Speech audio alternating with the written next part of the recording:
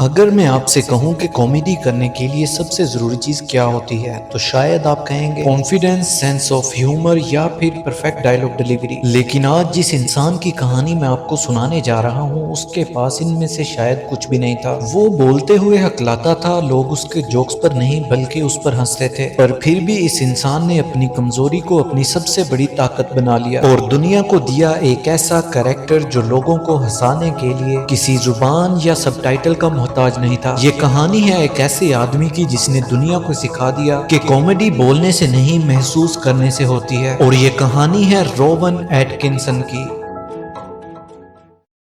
6 जनवरी 1955 England का एक छोटा सा शहर डरहम। ठंडी हवा, खुले खेत और शहर से थोड़ा दूर एक बड़ा सा घर। रोवन की पैदाइश किसी स्ट्रगलिंग फैमिली में नहीं हुई थी। उनके फादर एरिक एक फार्मर भी थे और एक कंपनी डायरेक्टर भी। सुनने में ही लगता है कि सब कुछ स्टेबल था, लेकिन जिंदगी के दर्द सिर्फ गरीबी से नहीं आते। रोवन अपने माँ बाप के सबसे छोटे बेटे थे। 3 भाई उनसे पहले आए थे और उनमें से एक भाई जिंदगी देख नहीं पाया। जब एक घर पहली बार मौत देखता है ना तो वो कहीं ना कहीं खामोश हो जाता है, जिसकी वजह से बच्चे भी चुप रहना सीख जाते हैं। रोवन ने भी वही सीखा, ना ज्यादा बोलना, ना ज्यादा शोर मचाना और ना ही अटेंशन के लिए रोना। लेकिन उसकी ये खामोशी स्कूल में जाकर मजाक का मुद्दा बन गई। रोवन बहुत दुबले थे, सबसे अलग दिखते थे और बोलते वक्त उनकी आवाज अटक जाती थी, मतलब के हकलाते थे। रोवन को उनकी आवाज पर, उनकी शक्ल पर रोज टीज किया जाता था। धीरे धीरे उन्होंने भी एक फैसला कर लिया कि अगर बोलना मुश्किल है तो मैं चुप ही रह लूंगा। लेकिन जब आप चुप रहते हो ना तो आपके अंदर एक सुपर पावर आ जाती है, और वो सुपर पावर होती है ऑब्जर्वेशन। रोवन क्लास में बैठकर लोगों को देखते रहते थे। टीचर्स गुस्सा कैसे करते हैं, बच्चे हैरेसमेंट में कैसे रिएक्ट करते हैं और लोग जब ऑकवर्ड फील करते हैं तो उनका चेहरा कैसे बदल जाता है। वो दुनिया को जैसे एक साइलेंट मूवी की तरह देख रहे थे, बिना डायलॉग के, सिर्फ एक्सप्रेशंस के साथ। रोवन अपने स्कूल के क्वाया का भी हिस्सा थे। क्वाया मतलब यानी कि स्कूल की यूनिफॉर्म में गाने वाले ग्रुप के साथ गाना गाना। और ये बात थोड़ी अजीब लगती है कि रोवन रियल लाइफ में बोलते हुए हकलाते थे, लेकिन जैसे ही वो स्टेज पर क्वाया के साथ खड़े होते तो उनका हकलाना ऑलमोस्ट कहीं गायब हो जाता। यहीं से एक चीज तो क्लियर हो गई कि प्रॉब्लम रोवन की आवाज में नहीं थी, बल्कि प्रॉब्लम रोवन के खुद होने में थी। कैरेक्टर के अंदर जाते ही वो बिल्कुल फ्री हो जाते थे। रोवन सिर्फ शाय नहीं थे बल्कि वो बहुत ही ज्यादा इंटेलिजेंट भी थे। स्कूल खत्म होने के बाद वो गए न्यू कासल यूनिवर्सिटी। उन्होंने इलेक्ट्रिकल और इलेक्ट्रॉनिक इंजीनियरिंग में फर्स्ट क्लास डिग्री हासिल की। इसके बाद वो पहुंचते हैं ऑक्सफोर्ड यूनिवर्सिटी पीएचडी करने, और वहीं पर उन्होंने ऑक्सफोर्ड रिव्यू ज्वाइन किया। और ये कोई नॉर्मल कॉलेज ड्रामा ग्रुप नहीं था। ऑक्सफोर्ड रिव्यू ब्रिटेन के कॉमेडी सर्किट्स में एक रिस्पेक्टेड नाम था। अब रोविन वो इंसान तो नहीं थे जो सबके रूम में घुसकर उन्हें जोक सुना दे। उन्हें अच्छे से पता था कि जब वो बोलेंगे तो शायद उनकी आवाज उन्हें धोखा दे सकती है। इसीलिए उन्होंने डिसाइड किया कि वो बिना कुछ बोले पावरफुल परफॉर्मेंस देंगे। ऑक्सफोर्ड में ही उन्होंने एक ऐसा कैरेक्टर बनाना शुरू किया जो दुनिया में फिट ही नहीं होता था। ये कैरेक्टर ना हीरो था ना स्मार्ट, बल्कि एक सेल्फ सेंटर्ड ऑकवर्ड इंसान था। मगर सबसे जबरदस्त बात थी इस कैरेक्टर की टाइमिंग। ऑडियंस जब हंस रही होती तो रोवन रुक जाते, और जब साइलेंस होता तो रोवन एक छोटी सी मूवमेंट करते और बस पूरा रूम हंसी से फट जाता। धीरे धीरे रोवन का दिल स्टेज की तरफ खिंचने लगा,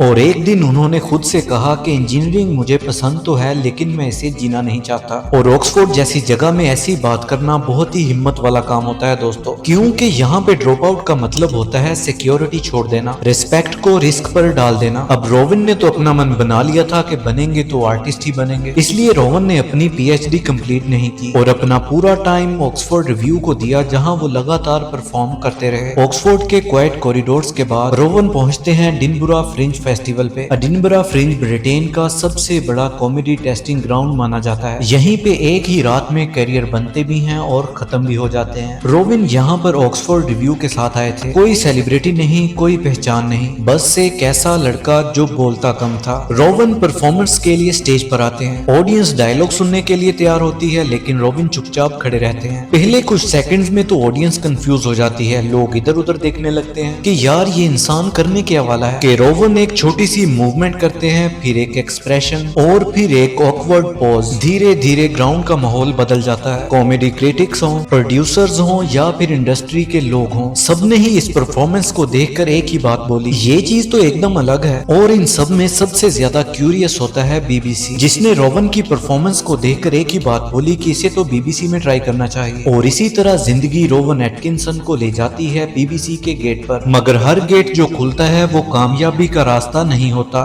कभी कभी वो एक ऐसी चीज लाता है जिससे आपकी जिंदगी और भी ज्यादा धुंधली लगने लगती है, कंफ्यूजन। ऑक्सफोर्ड के बाद रोवन एटकिंसन के पास टैलेंट था, पढ़ाई भी थी, लेकिन एक चीज क्लियर नहीं थी, रास्ता। बीबीसी को भी पता था कि ये बंदा अलग तो है, लेकिन कैमरा पे रिस्क लेना जरा मुश्किल था। इसीलिए जब 1979 में रोवन बीबीसी के गेट तक पहुंचे तो उन्हें टीवी के लिए नहीं बल्कि रेडियो के लिए चुना गया, वो भी बीबीसी रेडियो 3 के लिए, एक ऐसा चैनल जिसे नॉर्मल लोग कम सुनते थे क्योंकि ये एक आर्ट चैनल था। यहीं पे रोवन का पहला कॉमेडी शो आता है, नाम था एटकिंसन्स पीपल। इस शो में रोवन इमेजिनरी ग्रेट मैन के इंटरव्यूज कर रहे थे, फेक लोग और फेक अचीवमेंट्स, पर इतनी सीरियसनेस के साथ जैसे सब कुछ बिल्कुल असल हो। ये लाफ ट्रैक वाली कॉमेडी नहीं थी, ये वो कॉमेडी थी जहां आप हंसी से पहले थोड़ा सोचते हो। रेडियो पर रोवन को एक एडवांटेज मिला, वहां पर कोई कैमरा नहीं था, इसीलिए ना शक्ल का प्रेशर था और ना ही बॉडी लैंग्वेज का डर। सिंपल लफ्जों में कहा जाए तो रेडियो उनके लिए लेबोरेटरी जैसा बन गया था, जहाँ पे वो अपने पोजेस, टाइमिंग और डिलीवरी को टेस्ट कर सकते थे, और वो भी सिर्फ आवाज के थ्रू। द एटकिंसन पीपल ज्यादा पॉपुलर नहीं हुआ क्योंकि रेडियो 3 की ऑडियंस बहुत ही लिमिटेड थी, पर कहीं ना कहीं रोवन ने खुद को एक बात प्रूव कर दी थी कि ये मैं कर सकता हूँ, और यहीं से उनके दिमाग में एक नया थॉट आया कि चलो अब टीवी ट्राई करते हैं। 1979 में रोवन ने पहली बार टेलीविजन का टेस्ट चखा। आईटीवी के लिए एक पायलट एपिसोड बनाया गया जिसका नाम था कैंड लाफ्टर। ये कोई सीरीज नहीं थी बल्कि एक टेस्ट एपिसोड था। रोवन एक ऐसे इंसान का रोल प्ले करते हैं जो कि सोशल सिचुएशन में फिट नहीं बैठता, बोलता तो है पर बोलते वक्त ऑकवर्ड हो जाता है। मगर प्रॉब्लम ये थी कि उस दौर का ब्रिटिश टीवी लाउड कॉमेडी और क्लियर पंचलाइन मांग रहा था, इसलिए क्वाइटली इस प्रोजेक्ट को बंद कर दिया गया। यहीं पर रोवन ने एक बात समझ ली कि टैलेंट होना अलग बात है और इंडस्ट्री का दिल जीतना एक अलग ही गेम है। अब इस दौर में बीबीसी भी रोवन को समझने की कोशिश कर रहा था, और फिर बीबीसी के दिमाग में एक आइडिया आया, क्यों ना इसे एक स्केच शो में ट्राई करें। इसी सोच से जन्म लेता है नोट द 9 o'clock न्यूज। नाम ही बता देता है कि ये कोई नॉर्मल कॉमेडी शो नहीं था, ये एक ब्लंट स्टार कॉमेडी थी जो पॉलिटिक्स का जम के मजाक उड़ाती थी। और इस शो में रोवन अकेले नहीं थे, वो एक ग्रुप का हिस्सा थे, मतलब कि सारी जिम्मेदारी उन पर नहीं थी। यही वो जगह थी जहाँ पे रोवन ने एक बहुत ही इम्पोर्टेंट चीज सीखी, और वो थी वर्बल कॉमेडी। कब बोलना है, कब रुकना है, और कब एक लाइन को सीरियसली लेना है, ये सब उन्होंने वहीं से सीखा। नोट द 9 o'clock सिर्फ पॉपुलर ही नहीं हुआ बल्कि वो आइकॉनिक बन गया, और यहीं से एक प्रॉब्लम भी शुरू हो गई। सक्सेस के साथ रोवन पर एक लेबल भी चिपक गया, स्केच कॉमेडियन। अब देखा जाए तो नोट द 9 o'clock ने रोवन को इंडस्ट्री में तो घुसा दिया था, लेकिन उनकी आइडेंटिटी क्लियर नहीं की। और ये बहुत खतरनाक फेज होता है कि दुनिया तुम्हें पहचान रही होती है लेकिन तुम खुद को नहीं पहचानते। इसी दौरान रोवन ने एक गलती की जो बहुत सारे टैलेंटेड लोग करते हैं, वो ज्यादा कंट्रोल लेने लगे, क्योंकि जब अंदर डाउट होता है तो या तो आदमी गिव अप करता है या फिर खुद को और ज्यादा जोर से धकेल देता है। और इसी ज्यादा कंट्रोल का नतीजा बनने वाला था एक ऐसा शो जो उनकी जिंदगी बना भी सकता था और बिगाड़ भी सकता था, और वो शो था ब्लैक एडर। इस शो में रोवन का कैरेक्टर था प्रिंस एडमंड, एक ओवर कॉन्फिडेंट बेवकूफ इंसान जो अपनी ही गलतियों में फंसता था और लक के भरोसे जिंदा रहता था। रोवन ने इस शो में काफी ज्यादा कंट्रोल अपने हाथ में रखा, एक्टिंग, टोन, टाइमिंग, सब कुछ उनके हिसाब से चल रहा था। कभी कभी जब तुम सब कंट्रोल करने की कोशिश करते हो तो कहानी सांस लेना भूल जाती है, और सच तो यह है कि ये वर्जन बिल्कुल भी काम नहीं कर रहा था। कॉमेडी स्लो लग रही थी और सबसे इम्पोर्टेंट बात, कैरेक्टर कंफ्यूजिंग था। बीबीसी को लगने लगा था कि अगर अगला सीजन भी ऐसा ही रहा तो शो बंद करना पड़ेगा, और अगर ब्लैक एडर बंद होता तो सिर्फ एक शो ही नहीं जाता बल्कि रोवन का लीड एक्टर फ्यूचर भी खतरे में आ जाता। ये वो मोमेंट होता है जहाँ पे बहुत से लोग डिफेंसिव हो जाते हैं, ऑडियंस को ही ब्लेम करने लगते हैं, लेकिन रोवन ने बहुत ही रेयर डिसीजन लिया। उन्होंने पीछे हटना चूज किया, वापस ड्राइंग बोर्ड पे गए और अपना कैरेक्टर ही बदल डाला, और सीजन 2 में प्रिंस एडमंड चला गया और उसकी जगह पे आया एडमंड ब्लैक एडर, जो कि ज्यादा चालाक, ज्यादा तेज, सबसे इम्पोर्टेंट दूसरों को बेवकूफ बनाने वाला। यहीं से हुआ एक मैजिक। सीजन 2 आते ही ब्लैक एडर चल पड़ा, ऑडियंस हंस रही थी, क्रिटिक्स इंप्रेस हो गए थे,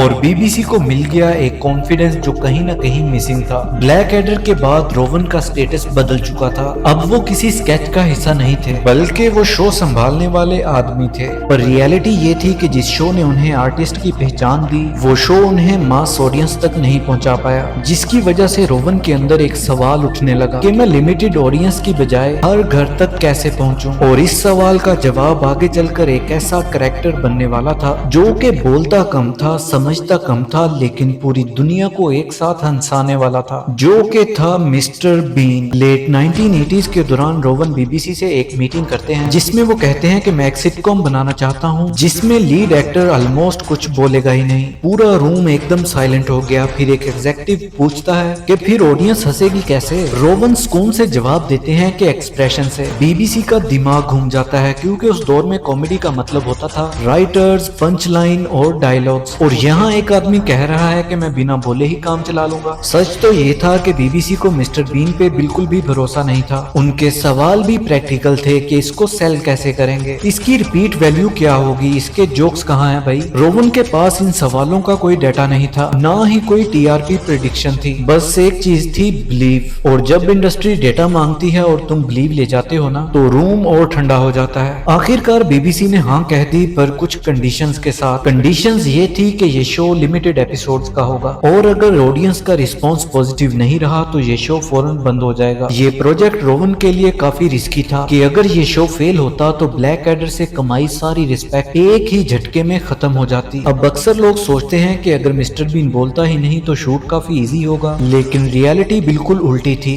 क्योंकि जब आप बोलते नहीं हो ना तो हर एक छोटी चीज इंपॉर्टेंट हो जाती है। एक गलत ब्लिंक, एक सेकंड से ज्यादा का पॉज, शो वहीं मर जाएगा। इसलिए रोवन एक सीन के लिए 10 से 15 टेक्स देते थे, जहां पे वो हर पोज को सेकंड्स में मेजर करते थे। 1990s में मिस्टर बीस्ट का पहला एपिसोड आता है और जो होता है वो किसी ने भी एक्सपेक्ट नहीं किया था। ब्रिटेन में रिस्पॉन्स ठीक ठाक था, पर ब्रिटेन के बाहर तो जैसे एक्सप्लोजर हो गया। जापान, जर्मनी, रशिया, ब्राजील, हर जगह पे लोग हंस हंस के पागल हो रहे थे, क्योंकि मिस्टर बीन ह्यूमन स्टूपिडिटी का यूनिवर्सल वर्जन था जिसको समझने के लिए इंग्लिश सीखना जरूरी नहीं थी। इस बात को तो बीबीसी एग्जेक्टिव ने बाद में माना, that we did not realise how international this character would be. अब आपके मन में ये सवाल आ रहा होगा कि इतना हिट होने के बावजूद इसके 15 एपिसोड ही क्यों बने। यकीन माने दोस्तों, ये कोई मजबूरी नहीं थी, बल्कि ये रोवन का एक कॉन्शियस फैसला था। रोवन मिस्टर बीन को रेयर और स्पेशल रखना चाहते थे, इसीलिए उन्होंने जानबूझकर और एपिसोड्स नहीं बनाए, क्योंकि वो जानते थे कि अगर ज्यादा खींच दिया तो मैजिक मर जाएगा। अब एक तरफ रोवन अगले एपिसोड बनाना नहीं चाहते थे और दूसरी तरफ स्टूडियो इस ग्लोबल कैरेक्टर को बड़ी स्क्रीन पर लाना चाहती थी। और फिर 1997 में मिस्टर बीन ने पहली बार सिनेमा का दरवाजा खोला। अब जब बीन मूवी अनाउंस हुई तो पूरी इंडस्ट्री हंस रही थी। लोग बोल रहे थे कि स्केच कॉमेडी को मूवी में कैसे खींचोगे भाई, डायलॉग्स नहीं है तो प्लॉट कैसे चलेगा। मगर मूवी ने एक बहुत ही स्मार्ट मूव चला, बीन को ब्रिटेन से उठाया और अमेरिका में फेंक दिया। और जब एक साइलेंट इडियट को नए रूल्स वाली दुनिया में डाल देते हैं ना, कॉमेडी अपने आप एक्सप्लोड हो जाती है। रिजल्ट, इस मूवी ने अप्रोक्सीमेटली 18 मिलियन डॉलर्स के बजट में वर्ल्ड वाइड 250 मिलियन डॉलर्स का कलेक्शन किया। ये ना तो ही कोई एक्शन मूवी थी और ना ही कोई फ्रेंचाइज प्लानिंग, ये सिर्फ एक स्लैपस्टिक कॉमेडी थी। और फिर भी ये मूवी $250 कमा गई। अब इस मैसिव सक्सेस के बाद क्रिटिक्स बोल रहे थे कि भाई ये लक था, साइलेंट कैरेक्टर एक बार चल जाता है, इसको सेकंड पार्ट में तो लाया ही नहीं जा सकता। और जब 2007 में मिस्टर बीन हॉलीडे आई, सारे डाउट्स वहीं खत्म हो गए। इस मूवी ने अप्रोक्सीमेटली $25 मिलियन के बजट में $230 मिलियन का कलेक्शन किया। These number was literally insane. In movies ने मिस्टर बीन को टीवी कल्चर से उठाकर इंटरनेशनल सेलिब्रेशन बना दिया। इसी पॉपुलैरिटी के साथ आए कार्टून्स, एडवर्टाइजमेंट और फिर 2012 में लंदन ओलंपिक्स ओपन सेरेमनी का इनविटेशन। अब अगर डिजिटल एरा की बात करें, बीन ने तो अलग ही तहलका मचा रखा है। यूट्यूब पे तो बिलियंस ऑफ व्यूज हैं इनके। इनफैक्ट के मिस्टर बीन की सक्सेस इतनी हार्ड हिटिंग थी कि रोवन एटकिंसन के लिए हॉलीवुड तक के दरवाजे खुल गए थे। उन्होंने कई मूवीज में काम किया जैसे the Lion King, Johnny English series and many more. Rowan के पास अब फेम था, पैसा था, ग्लोबल पहचान थी, पर इन सब में एक चीज थी जो धीरे धीरे बढ़ने लगी और वो थी थकान। दोस्तों, मिस्टर बीन देखने में तो बच्चा था, लेकिन उसको फिजिकली जीना बहुत मुश्किल काम था। गिरना, उठना, चेहरे को खींचना, बॉडी को एक्सट्रीम पोजीशंस में डालना। 30s में तो ये मजाक लगता है, लेकिन 50s के बाद ये बोझ बन जाता है। रोवन रोवन ने खुद माना कि मिस्टर बीन को जीना उनके लिए फिजिकली और इमोशनली एग्जॉस्टिंग होता जा रहा था, इसलिए उन्होंने एक फैसला किया, मिस्टर बीन को मारना नहीं बल्कि उसको पीछे छोड़ देना। पैसे के लिए उस कैरेक्टर को रोज खींचना रोवन को सही नहीं लगता था। हाँ, मगर बीच बीच में स्पेशल अपीयरेंस आए, जिसमें से उनकी लेटेस्ट अपीयरेंस थी 2025 में आई उनकी सीरीज मैन वर्सेस बेबी। लेकिन ये सब तो सिर्फ बीच बीच में छोटे से काम थे, मगर फुल टाइम रिटर्न कभी नहीं किया। अब रोवन एटकिंसन 70 साल से ज्यादा के हो चुके हैं, ज्यादा इंटरव्यूज नहीं देते, ज्यादा पब्लिक अपीयरेंस नहीं करते, और जब उनसे पूछा जाता है कि मिस्टर बीन वापस कब आ रहा है तो उनका जवाब सीधा नहीं होता। वो जानते हैं कि कुछ चीजें वापस लाने के लिए नहीं होती, वो बस याद रखने के लिए होती हैं। जब मैं मिस्टर बीन के बारे में रिसर्च कर रहा था, मुझे टिरियन लैनिस्टर का वो डायलॉग याद आया, never forget what you are, the rest of the world will not, wear it like an armour and it never can be used to hurt you. और सच बताऊं तो ये डायलॉग रोवन की पूरी जिंदगी का निचोड़ है। रोवन बचपन में लाउड नहीं थे, वो कॉन्फिडेंट नहीं थे, और वो बोलते वक्त हकलाते थे, लेकिन उन्होंने खुद को बदलने की कोशिश नहीं की। वो खामोशी से लड़े नहीं बल्कि उसको समझा। इसीलिए दोस्तों, आप जैसे हो, जो भी हो, उसे छुपाने की कोई जरूरत नहीं है। अपनी कमियों से नफरत नहीं करो बल्कि उनको गले लगाओ और उन कमियों को अपनी सबसे बड़ी ताकत में तब्दील कर दो। तो आपका सबसे फनीएस्ट मिस्टर बीन एपिसोड कौन सा था, और आप कितने साल के थे जब आपने मिस्टर बीन को पहली बार टीवी पर देखा? कमेंट सेक्शन में जरूर बताइएगा। और अगर आपको हमारी आज की वीडियो पसंद आई हो तो प्रेस कीजिए सब्सक्राइब बटन और मुझे दीजिए इजाजत। Good bye.